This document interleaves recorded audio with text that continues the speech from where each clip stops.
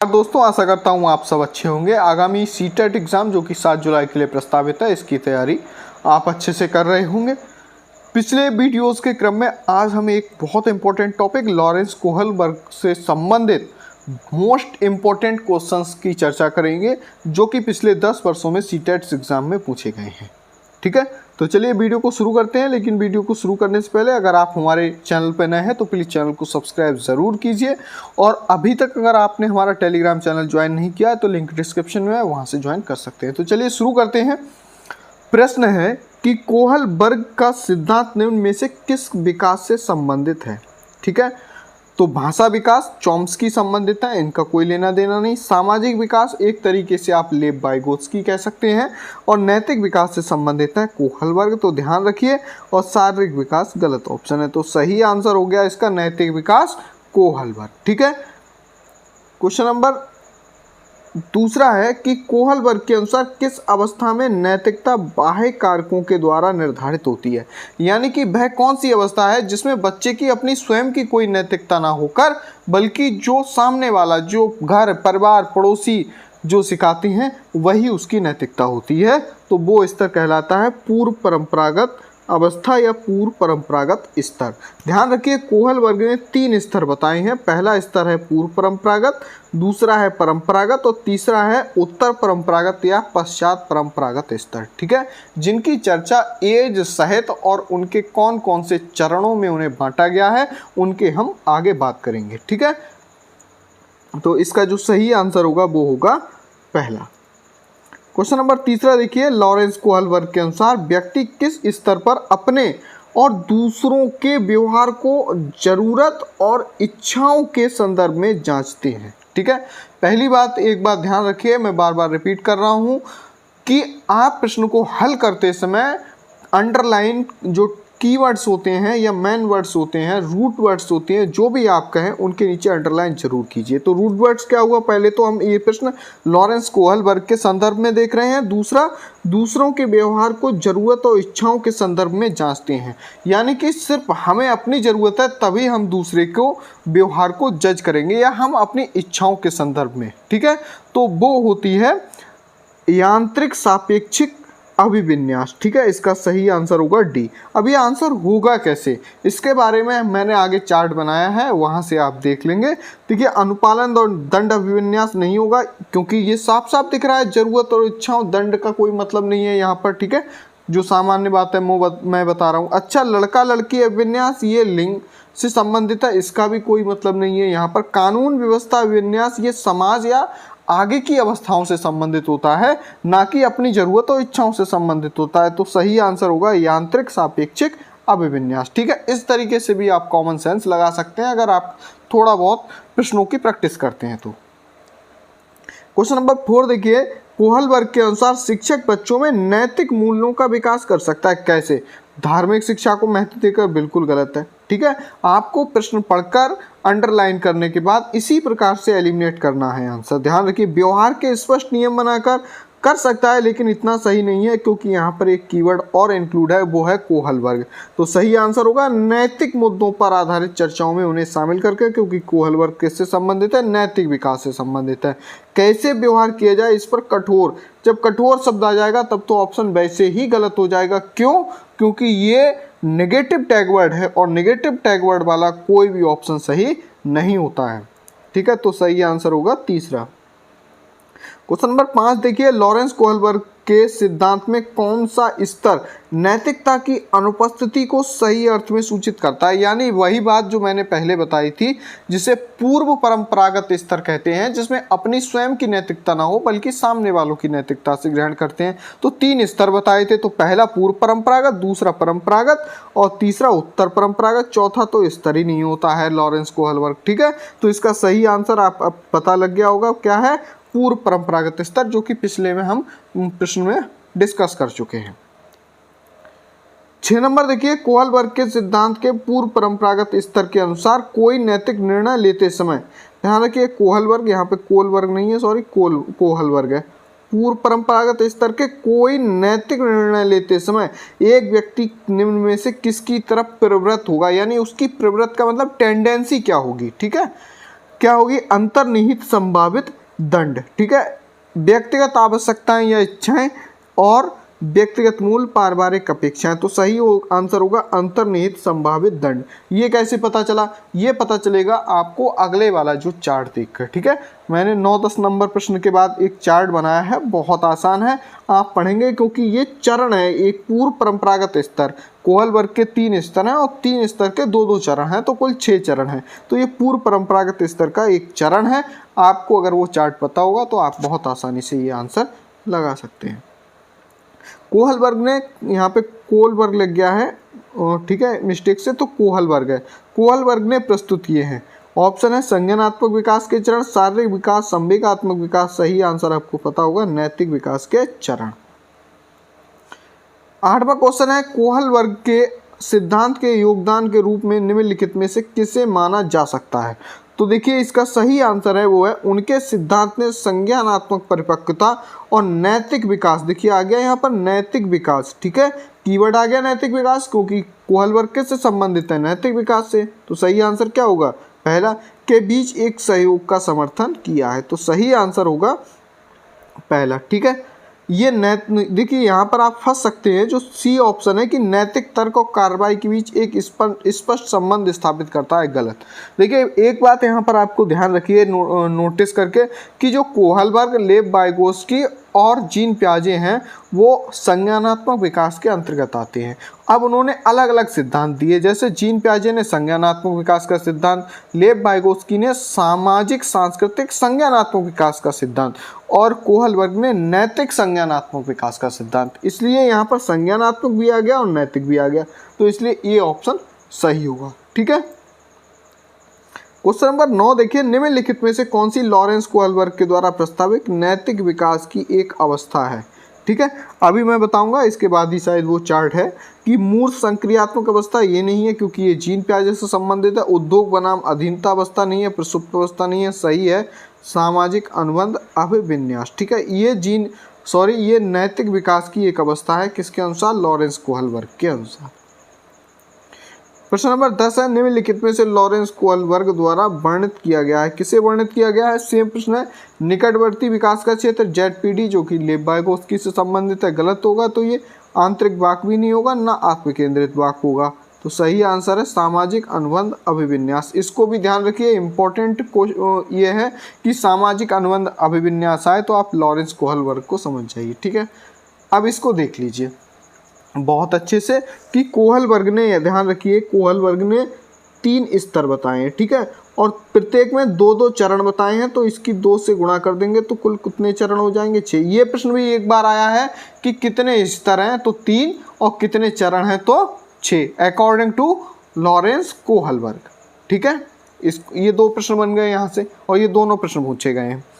अब यहाँ पहला स्तर देखिए कि पूर्व परंपरागत स्तर, जिसे प्राक रूढ़िगत स्तर भी कहते हैं। ठीक है, इसकी एज मैंने मेंशन कर दी है, 9 वर्ष से पहले। ठीक, अब इसमें 2 चरण हैं, दंड तथा आज्ञापालन अभिविन्यास और यांत्रिक सापेक्षिक अभिविन्यास।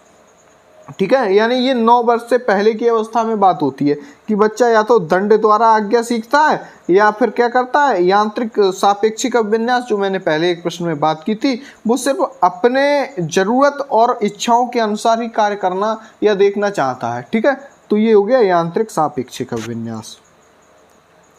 दूसरा स्तर है परंपरागत स्तर, जिसे रूढ़िगत स्तर भी कहते हैं। दूसरा नाम बहुत इंपॉर्टेंट है, कभी कभी इसकी जगह ये आ जाएगा दूसरा वाला, तो ध्यान रखना है आपको।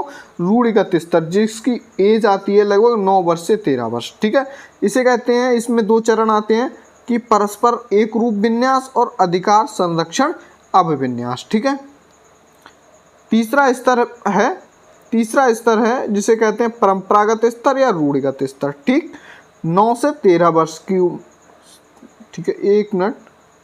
ठीक है, परंपरागत या रूढ़िगत स्तर हो गया। तीसरा स्तर है उत्तर परंपरागत स्तर या उत्तर रूढ़िगत स्तर कहते हैं, 13 से 16 वर्ष। ठीक है, इसे कहते हैं सामाजिक अनुबंध अभिविन्यास। ठीक है, क्या आता है, सामाजिक अनुबंध अभिविन्यास, जो कि अभी था। ठीक है, बार बार आ रहा था, ये किससे संबंधित है? अब ये अभिविन्यास पूछा जाए तो किससे संबंधित है? सीधा आप बताएंगे लॉरेंस कोहलबर्ग से संबंधित है। और कौन सा है? एक ये वाला भी बहुत इंपॉर्टेंट है, सार्वभौमिक नैतिक सिद्धांत अभिविन्यास, ये भी लॉरेंस कोहलबर्ग से संबंधित है। ठीक है, अब प्रश्न नंबर 11 देखिए, कोहलबर्ग के नैतिक विकास के विचार के कितने स्तर हैं? तो हमने बता ही दिया, कुल 3 स्तर हैं। ठीक है, चरण कितने हैं? 6 चरण। चरण आए तो 6 और स्तर आए तो 3। नेक्स्ट क्वेश्चन देखिए 12 नंबर, निम्नलिखित में से किस स्तर पर निर्णय केवल व्यक्ति की अपनी आवश्यकताओं और अवधारणाओं पर आधारित होता है? अपनी आवश्यकताओं अवधारणाओं पर आधारित होता है, इसे कौन सी अवस्था होती है? ये सबसे पहली अवस्था, पहला स्तर होता है, जिसे पूर्व पारंपरिक स्तर कहते हैं। और डिटेल में जाए इसके चरण के अंतर्गत तो होगा यांत्रिक जो चरण होता है। ठीक है, 30 नंबर देखिए, अनु का तर्क है। अनु कोई बच्चा है, उसका तर्क है कि केवल समाज ही तय कर सकता है कि क्या सही है, व्यक्तिगत रूप नहीं। लॉरेंस कोहलबर्ग के नैतिक विकास सिद्धांत के अनुसार ये उदाहरण किस चरण को दर्शाता है? ठीक है, पहली बात तो ये है, आज्ञा पालन दंड पूर्व परंपरागत स्तर के अंतर्गत आता है, तो ये बहुत छोटे स्तर की बात हो गई परंपरागत। ठीक है, आज्ञा पालन एवं दंड, चूंकि यहाँ पर बात कर रहा है कि समाज तय कर सकता है, एक तरीके से ये मैच्योरिटी की बात है, तो किसके अंतर्गत आएगा? ये लड़का लड़की, ये तो मैंने बता दिया था, लिंग से संबंधित है। ये किसके अंतर्गत आएगा? ये आएगा सामाजिक क्रम अवस्था विन्यास। इसे कानून व्यवस्था, एक तरीके से कानून एवं न्याय के नाम से भी कभी कभी इसमें ऑप्शन आ जाता है। ठीक है, लॉरेंस कोहलबर्ग के अंतर्गत, तो उस ऑप्शन को भी आप ध्यान में रखिए अगर कभी आता है। तो सही आंसर होगा अधिकारता एवं सामाजिक क्रम व्यवस्था अभिविन्यास। ठीक है, तो ऑप्शन नंबर सी सही होगा। 40 नंबर देखिए कि कौन सा सिद्धांत नैतिक विकास को बच्चे के पालन पोषण की प्रथाओं से जोड़ता है? कौन सा सिद्धांत नैतिक विकास को बच्चों के पालन पोषण की प्रथाओं से जोड़ता है? तो नैतिक शिक्षा आ गया। सॉरी, जब नैतिक शिक्षा आ गया तो सीधा आंसर था कोहलबर्ग का सिद्धांत। क्वेश्चन नंबर 15 देखिए कि लॉरेंस कोहलबर्ग के सिद्धांत के अनुसार किस चरण पर नैतिक चिंतन शुरुआती, यहाँ पे ध्यान दीजिए, शुरुआती सामाजिक परिप्रेक्ष्य पर आधारित होता है? तो शुरुआती सामाजिक परिप्रेक्ष्य सबसे शुरुआत में कहाँ पर होता है? इसका सही आंसर होगा पूर्व पारंपरिक चरण। भाई जैसे जैसे चरण का स्तर बढ़ता जाएगा, यानी कि एज बढ़ती जाएगी, ऐसे समझ लीजिए, वहाँ पर क्या होगा? सामाजिक परिप्रेक्ष्य जो होता है बच्चे का, क्या होगा? उसका नैतिक चिंतन और विशाल बड़ा होता जाएगा, तो समाज के बारे में वो और ज़्यादा सोचना प्रारंभ कर देगा। तो जहाँ बहुत शुरुआत होता है, ठीक है, जहाँ से उसके सामाजिक जो नैतिक चिंतन की बहुत शुरुआत स्टेज होती है, वो पहला स्तर ही होगा। ठीक है, क्वेश्चन नंबर 16 देखिए, कोहलबर्ग के अनुसार सही और गलत के प्रश्न के बारे में निर्णय लेने में शामिल चिंतन क्रिया को क्या कहा जाता है? सही और गलत, क्या सही है और क्या गलत है, इसके बारे में निर्णय लेने की जो प्रक्रिया है, ठीक है, प्रोसेस है, उसको क्या कहा जाता है? तो इसके अनुसार सही आंसर है नैतिक तर्क। ठीक है, मोरल रीजनिंग एक तरीके से। ठीक है, दुविधा नहीं और नैतिक सहयोग भी नहीं, नैतिक यथार्थवाद भी नहीं। तो यहाँ पर आपको कंफ्यूज नहीं होना है। कभी कभी मैंने देखा है बच्चे यथार्थवाद या नैतिक दुविधा ऑप्शन लगा देते हैं, जबकि सही क्या है? तर्कना मतलब एक तरीके से लॉजिकल, ठीक है, लॉजिकल या रीजनिंग एक तरीके से पावर। तो सही आंसर क्या होगा? पहला।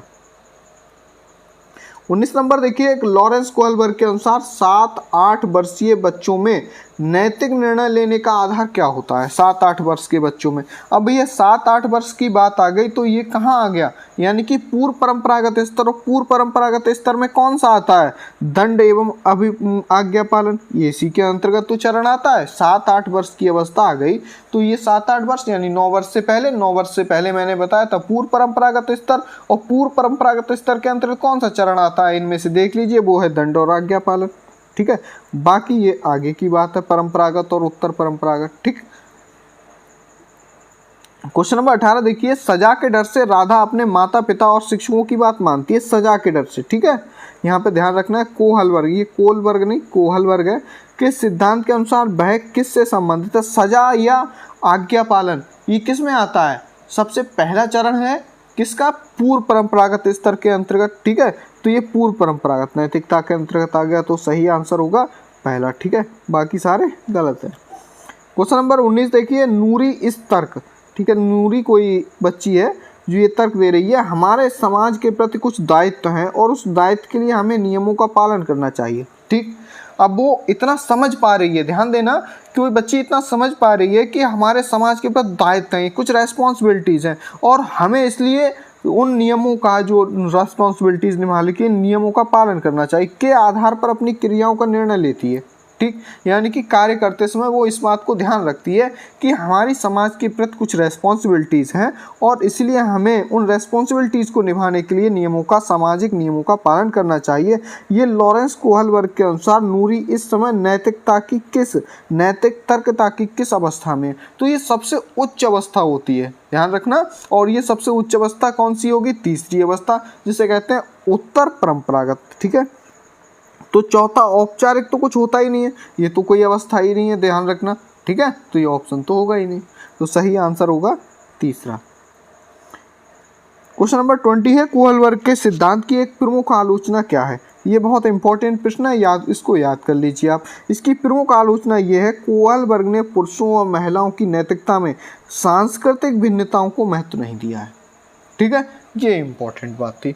इन्हीं सारे प्रश्नों से संबंधित ही प्रश्न बार बार आए हैं और सारे के सारे प्रश्न जो अब तक मैंने दिए थे ये 2011 से 2024 जनवरी तक जो एग्ज़ाम हुआ है उस तक सारे प्रश्न लगभग इन्हीं तरीके से आए हैं। इसलिए मैंने वीडियो बहुत ज़्यादा बड़ा ना बने इस समय रिवीजन टाइम में, तो इम्पोर्टेंट जो क्वेश्चन्स थे या इनसे संबंधित बन सकते थे उन सभी प्रश्नों को ले लिया था। आशा करता हूँ वीडियो आपको अच्छा लगा होगा। वीडियो अच्छा लगा हो तो ज़रूर लाइक कीजिएगा, शेयर कीजिएगा अपने दोस्तों के साथ और अगर आपकी कोई समस्या हो तो हमें कमेंट करके ज़रूर बताइएगा, हम उसका आंसर ज़रूर देंगे। तो चलिए मिलते हैं नेक्स्ट वीडियो में, तब तक के लिए जय हिंद, वंदे मातरम।